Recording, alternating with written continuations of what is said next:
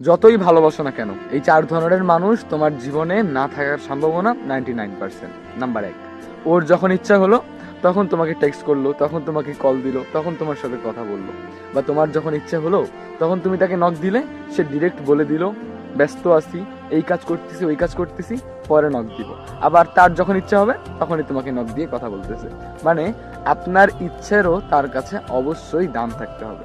দেখুন, আপনার ইচ্ছের যদি কোনো দাম না থাকে তাহলে সেই মানুষটা একটা না একটা সময় আপনাকে ছেড়ে যাবেই। মানে শুধু তার প্রয়োজনে সে তোমাকে নক দেয়, তার যখন ইচ্ছা হয় কথা বলার তখনই তোমাকে নক দেয়। বাট তোমার যখন ইচ্ছা হয় কথা বলার তখন তুমি তার দেখাই পাও না। তাকে টেক্সট দিলে নানান অজুহাত, ব্যস্ত আছি, এটা করতেছি, সেটা করতেছি, নানান অজুহাত। এই ধরনের মানুষগুলো আপনার জীবন থেকে চলে যাবে, এটা 100%। নাম্বার 2টা হলো, তুমি তার জীবনে থাকার পরেও অন্য কেউ যদি তার জীবনে থাকে, ভাই তুমি তাকে যতই ভালোবাসো, তুমি তাকে আসমানের 4টাও যদি এনে দাও, তুমি তাকে যতই স্পেশাল ফিল করাও না কেন, মানে তুমি তার জন্য যেটাই করো না কেন, সে একটা না একটা সময় তোমাকে ছেড়ে যাবে। তোমাকে জাস্ট রেখে দিছে একটা অপশন হিসেবে।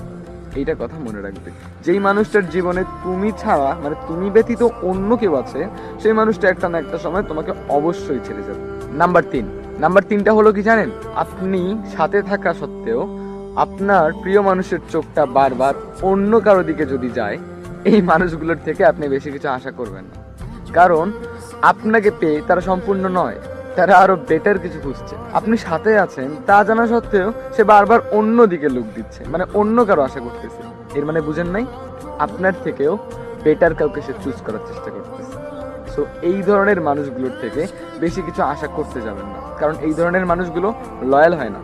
এই ধরনের মানুষগুলো আপনার ভালোবাসাকে গুরুত্ব দিবে না, আপনার থেকেও শুধু বেটার খুঁজতে যাবে।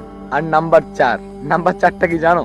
তোমার একটা জিনিস পছন্দ নয়, তুমি চাও না যে তোমার প্রিয় মানুষ সেটা করুক, তুমি বারবার তাকে বুঝিয়েছো যে দেখো এইটা করা যাবে না, তোমাকে এইটা করতে হবে, সেগুলো না সে একই কাজ বারবার করে। মানে তুমি যাকে যেটা নিষেধ করো সে বারবার সেই কাজটাই করে।